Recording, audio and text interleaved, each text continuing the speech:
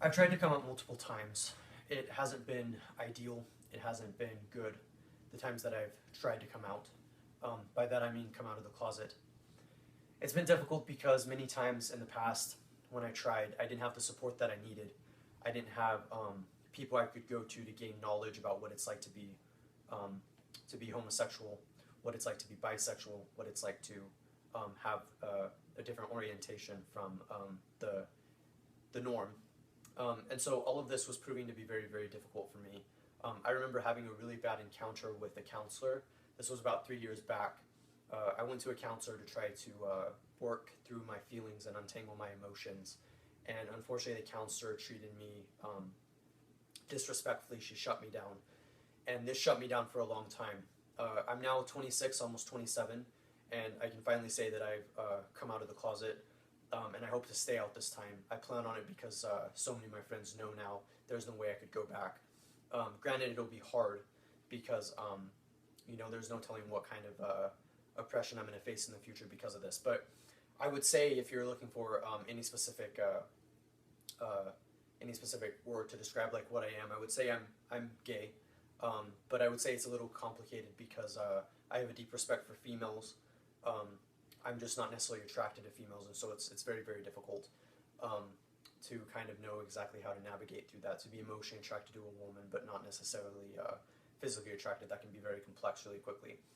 It seems that based off research I've done and resources that I've hit up, such as itgetsbetter.org, it seems very common for people to tell their stories, and it's always from the perspective of a writer, this actually makes sense to tell your story, and I want to be able to tell my story. And so you might be wondering is why did I finally decide to come out? This was actually a question that one of my friends asked me. His name was Darren. His name is Darren, and he asked me why I finally came out, and I told him something along the lines of I couldn't be inauthentic anymore. I wanted to be who I was, and it's very difficult to admit that I feel this way, that I like other men. It's difficult for a lot of reasons. One reason why it's difficult is because, unfortunately, I've internalized a lot of notions that are unfortunate, such as that I think that homosexuality is unnatural. I'm not proud of this, obviously. I don't think that it's good. And of course, deep down, I don't necessarily feel this, but there's definitely some cognitive dissonance because I think it can be unnatural. Like, one thing that I've tried to understand is how I can raise a kid, how I can even have a family and a kid if basically like it's two dads. Like, I honestly don't understand how I would do that yet, but I know that I will. I know that I will work through some of these internalized homophobic thoughts so that way I can move on with my life and move forward. I'm definitely excited at what the future has to offer me. I think there's a lot of really interesting perks to knowing gay people, which I'm slowly learning. The fact that they're compassionate in a very specific way, they're sensitive in a very specific way, they're funny in very specific ways. And hopefully I can find what it is that I'm looking for, because this is really important to me, and it's something that I want to continue to do moving forward, that is. And so I'm definitely animated because this is something I'm passionate about. I think homosexuality is misunderstood. If you think about the time of the ancient Greeks, homosexuality was actually very, very important in the culture in that specific climate, and so it kind of shows like how far we've fallen, so to speak, from the beautiful decadence of homosexual culture in ancient Greece. But I think that as I work through these ideas, I think that it definitely is natural. I think that homosexuality is just highly misunderstood.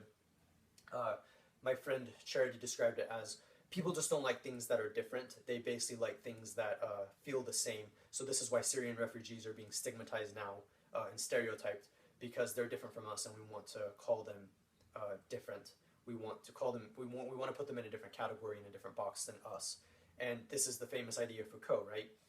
Foucault's idea: we have to say that we're not that, so we say that we're this. That famous idea. And as I think through all of these notions, I realize more and more, especially with the support that I have. I'm very blessed to have the support that I have now because I didn't have it for a long time.